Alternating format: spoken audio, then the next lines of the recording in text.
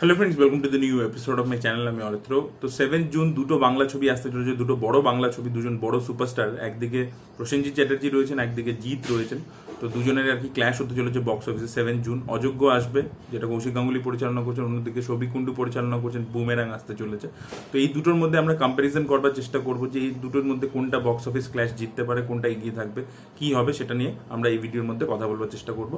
তো সবচেয়ে প্রথম যে জিনিসটা দেখুন, যে জিনিসটা অ্যাডিশনাল একটা বেনিফিট আছে অযোগ্যর জন্য, সেটা হচ্ছে এই জুটির যে 50তম ছবি, এই জিনিসটাকে বারবার প্রমোট করা হচ্ছে। তো প্রসেনজিৎ ঋতুপর্ণা এই জুটিটা খুব পপুলার দর্শকদের মধ্যে, এবং এই জুটিটা না একটা হেভি পপুলারিটি, যেটা ওরা দারুণভাবে করতে পেরেছে। যে একটা টাইমে 90s তারা কমার্শিয়াল ছবি করেছে, তো শহরতলি যেগুলো রয়েছে, গ্রাম রয়েছে, সেই সব জায়গায় তাদের একটা ফ্যান ফলোয়িং আছে।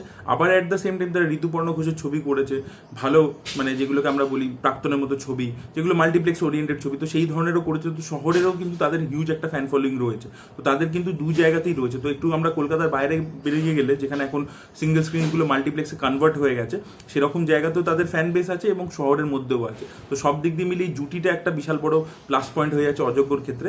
সেরকম কিন্তু কোনো প্লাস পয়েন্ট কিন্তু অ্যাডিশনাল বেনিফিট কিন্তু বুমেরাং ছবিটার নেই, কারণ এখানে জিৎ আর রুক্মিণীর যে মানে কেমিস্ট্রিটা, সেটা আমরা ফার্স্ট টাইম দেখতে পাবো। তো সেটা খুব ভালোও হতে পারে, বাট সেটা আগে ট্রাইড অ্যান্ড টেস্টেড নয়। এটা 50 বার আমরা দেখেছি এবং প্রত্যেকে খুব পছন্দ করে। তো সেটা একটা অ্যাডিশনাল বেনিফিট, সেদিক থেকে অযোগ্য এগিয়ে থাকবে।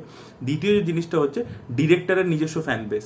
তো দেখবেন কৌশিক গাঙ্গুলি যেহেতু একজন স্টলওয়ার্ড ডিরেক্টর, বহু ছবি করেছেন, তার কিন্তু শহরের অডিয়েন্সের মধ্যে একটা হিউজ ফ্যান বেস আছে। এবং দেখুন আমাদের এখানে ব্যবসাটা পুরোপুরি মাল্টিপ্লেক্স ওরিয়েন্টেড অনেকটা বেশি করে, তো সেখানে তার কিন্তু একটা হিউজ ফ্যান বেস আছে। এবং প্রসেনজিৎ চ্যাটার্জির সাথে সে অনেকগুলো কাজ করেছে, সেগুলো খুব ক্রিটিক্যাল অ্যাক্লেম পেয়েছে, যে জ্যেষ্ঠপুত্র হোক, আর এই জুটিকে নিয়ে দৃষ্টিকোণ করেছে, যেটা কিন্তু একটা সুপারহিট ছবি ছিল। তো এইটা কিন্তু কৌশিক গাঙ্গুলির একটা নিজস্ব ফ্যান বেস আছে।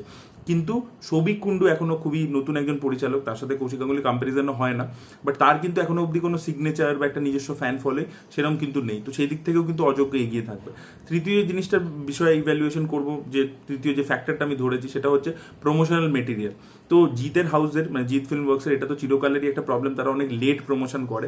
অযোগ্য কিন্তু অনেক আগে থেকে প্রমোশন করা চালু করে দিয়েছে, এবং যেটা হয়েছে যে প্রমোশনাল মেটেরিয়ালগুলো কিন্তু খুব ভালোভাবে ওয়ার্ক করেছে। ট্রেলারটা প্রচণ্ড অ্যাপ্রিসিয়েটেড হয়েছে, সেখানে প্রসেনজিৎ চ্যাটার্জির ডায়লগস ইত্যাদি সব কিছু খুব অ্যাপ্রিসিয়েটেড হয়েছে, শিলাজিতের অভিনয়, ঋতুপর্ণা সেনগুপ্তের অভিনয়। তো সেইটা নিয়ে প্রচণ্ড হাইপ হয়েছে, ট্রেলারটা খুব ভালো একটা রেসপন্স পেয়েছে। অ্যাট দ্য সেম টাইম দুটো গান, স্পেশালি সেকেন্ড গান যেটা কালকে বেরিয়েছে, সেটা অসাধারণ হয়েছে। তো গানগুলোও কিন্তু ইকুয়ালি ভালো রেসপন্স পেয়েছে।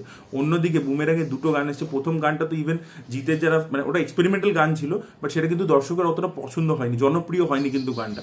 এবার দেখুন জিৎ একটা হিউজ বড় স্টার, বহুদিন ধরে তার একটা ফ্যান ফলোয়িং আছে, তারা তো একবার করে দেখবেই। কিন্তু সেই ভিউজের ভিত্তিতে তো খালি চেক করলে হবে না যে ওটা কতটা স্প্রেড হচ্ছে, কতবার লোকে শুনছে, কতবার সেটা নিয়ে কথা বলছে, সেইটা আর কি। সেটার ভিত্তিতে যদি বলি, তাহলে কিন্তু বুমেরাঙের প্রথম গানটা ওয়ার্ক করেনি, এবং দ্বিতীয় গানটা বেটার মানে লোকের কাছে রেসপন্স পেয়েছে। কিন্তু সেটাও কিন্তু স্যাড সং, তো ওরকম নয় যে ভাইরাল হয়ে যাবে, মানে একটা রাগাডার মতো গান বা ইত্যাদি তো নয় যে ওরকম ভাইরাল হয়ে যাবে। তো এই সেকেন্ড গানটাও কিন্তু ওরকম ভাইরাল হয়ে যায়নি। তো এবং এখন অব্দি ট্রেলার ইত্যাদি তো কিছুই আসেনি। টিজারটাও যেটা এসেছিল, সেটাও কিন্তু বিশাল যে বাস জেনারেট করতে পেরেছে, বা যে পোস্টারটা এসেছিল সেটাও যে বাস জেনারেট করতে পেরেছে তা কিন্তু নয়। আজকে পেপারে দেখলাম রুক্মিণীর একটা লুক এসে, তো সে পুরোপুরি বল্ড আর কি। তো সেটা কিন্তু বেশ ইন্টারেস্টিং লাগছে, কিন্তু দেখা যাক এই লুকটা আর কি কতটা হাইপ জেনারেট করতে পারে, সেটাই দেখার মতো বিষয় হবে। বাট এখন অব্দি প্রমোশনাল কন্টেন্টের দিক থেকে যদি বলি, তাতেও কিন্তু অযোগ্য কিন্তু বুমেরাঙের থেকে অনেকটা বেশি এগিয়ে আছে। আরেকটা ব্যাপার যেটা রয়েছে, সেটা হচ্ছে কি একটা হিরোর ট্র্যাক রেকর্ডটা কিরকম, সে লাস্ট যে ছবিগুলো করেছে তার ভিত্তিতে একটা পারসেপশন তৈরি হয় বক্স অফিসে দর্শকের মাঝে, এবং তার ভিত্তিতে কিন্তু তার পরবর্তী ছবিটাকেও এফেক্ট করে। জিতের ক্ষেত্রে যেটা হয়েছে, তার লাস্ট যে ছবিটা সে করেছিল মানুষ বলে, সেই ছবিটা কিন্তু চলেনি, ঠিক আছে। এবার যে চলেনি, তখনই দেখবেন বুমেরাঙের জন্য একটা কিন্তু নেগেটিভিটি স্প্রেড হচ্ছে, এটা কিন্তু আমরা হতে দেখেছি। অন্যদিকে বুম্বাদার ক্ষেত্রে কি হচ্ছে, লাস্ট ইয়ার সে একটা ক্রিটিক্যালি অ্যাক্লেম ছবিও দিয়ে দিয়েছে অতনু ঘোষের সাথে, আবার at the same time say box অফিসে সফল ছবিও দিয়ে দিয়েছে দশম অবতার। তো বুম্বাদার ট্র্যাক রেকর্ড কিন্তু অনেক বেশি বেটার জিতের থেকে দাঁড়িয়ে এই মুহূর্তে। তো সেখান থেকেও অযোগ্য একটা ডেফিনেটলি অ্যাডভান্টেজ পাবে। তো এই সবকটা ফ্যাক্টরস মিলিয়ে যদি আমরা দেখি, মানে জুটি বলুন, ডিরেক্টর বলুন, প্রমোশনাল কন্টেন্ট বলুন, বা হিরো ট্র্যাক রেকর্ড বলুন, সব দিক থেকে কিন্তু অযোগ্য কিন্তু বুমেরাঙের থেকে অনেকটা এগিয়ে আছে। কিন্তু বুমেরাঙের এখনো চান্স আছে, এরকম নয় যে ছবিটা একেবারেই চলবে না। দেখুন জিত তো বড় করে রিলিজ করে, সেটা তো একটা আছে। ট্রেলারটাকে খুব ভালো হতে হবে।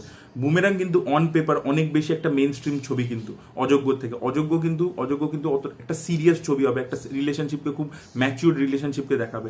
সেটার অডিয়েন্স আছে, ডেফিনেটলি আছে, কিন্তু সেটা একটা লিমিটেশন আছে। অন্যদিকে বুমেরাং যে টেস্টের ছবি, একটা ফ্যামিলি কমেডি ছবি, যেটা কিন্তু এই মুহূর্তে দাঁড়িয়ে অনেক বেশি কমার্শিয়াল একটা ঘরানা।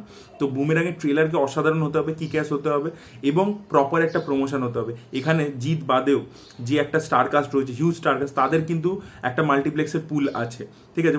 মানে মাল্টিপ্লেক্সে যারা ছবি দেখে, যে রেগুলার অডিয়েন্স দেখে, তারা কিন্তু সেই ফেসটার সাথে ফ্যামিলিয়ার। জিতের ক্ষেত্রে দেখুন কি হয়েছে, জিৎ তো সিঙ্গেল স্ক্রিন ওরিয়েন্টেড ছবি বেশি করেছে, তার কিন্তু মাল্টিপ্লেক্সে ফ্যান ফলোয়িং নেই। তার যেখানে ফ্যান ফলোয়িং আছে সেখানে সিঙ্গেল স্ক্রিন আছে, কলকাতার একটু আউটসাইডে। কিন্তু কলকাতার মধ্যে এই বুমেরাং আবার যে ধরনের ছবি, সেটা কিন্তু বেশিরভাগ মাল্টিপ্লেক্সে অ্যাপ্রিসিয়েটেড হওয়ার বেশি ছবি আর কি। তো সেখানে দর্শককে আনতে গেলে একটা প্রপার প্রমোশনাল ড্রাইভ দরকার, যেটার মধ্যে কিন্তু জিতকেও যেরকম হাইলাইট করা হবে, তার সাথে বাকি যে স্টার কাস্ট আছে তাদেরকেও কিন্তু সামনে রেখে করা উচিত। এই জিনিসগুলো যদি তারা করে এবং যদি ট্রেলারটা খুব ভালো হয়, তাহলে ডেফিনেটলি বুমেরাংও কিন্তু আরও ভালো বেটার পারফর্ম করতে পারে। কারণ বুমেরাং কিন্তু কমেডি ছবি আর কি, তো সেইটা কিন্তু অনেক বেশি একটা অ্যাডভান্টেজ, মানে কারণ তার মধ্যে এন্টারটেনমেন্ট ভ্যালুটা বেশি থাকবে। অযোগ্যর ক্ষেত্রে যেটা হয়েছে, ওটা খুব সিরিয়াস একটা ছবি হবে, তো ওখানে ড্রামাটা বেশি হবে, কিন্তু কমেডিটা কিন্তু বুমেরাঙে বেশি, এবং কমেডি অনেক বেশি কমার্শিয়াল একটা জিনিস। ইউটিউবেও যদি আপনারা দেখেন, সেই কন্টেন্টই বেশি পপুলার হয় যার মধ্যে কমেডি থাকে। সেদিক থেকে বুমেরাং ডেফিনেটলি বেটার, কিন্তু এখনো অবধি অযোগ্য অনেকটা বেশি এগিয়ে আছে বুমেরাঙের থেকে। বুমেরাংকে ট্রেলার ভালো আনতে হবে এবং তারপরে লাস্ট যে কিছুদিন একটা রিগোরাস প্রমোশন চালাতে হবে। জিতকে কিন্তু নিজেকে যেতে হবে রুক্মিণীর সাথে, এবং বাকি স্টার কাস্টকেও কিন্তু প্রমোট করতে হবে, যাদের কিন্তু একটা মাল্টিপ্লেক্স অডিয়েন্সের সাথে ফ্যামিলিয়ারিটি আছে। দেখা যাক সেটা কি হয়। ট্রেলার খুব শীঘ্রই আসতে চলেছে, প্রোডাকশন হাউস থেকে জানিয়ে দেওয়া হয়েছে যে বুমেরাংয়ের ট্রেলার খুব শীঘ্রই রিলিজ করছে। দেখা যাক ট্রেলারটা কিরকম হয়। আপনাদের কি মতামত অবশ্যই কমেন্ট সেকশনে জানাবেন। এই ভিডিওটা ভালো লেগে থাকলে লাইক করুন, শেয়ার করুন, চ্যানেলকে সাবস্ক্রাইব করতে ভুলবেন না। বাই।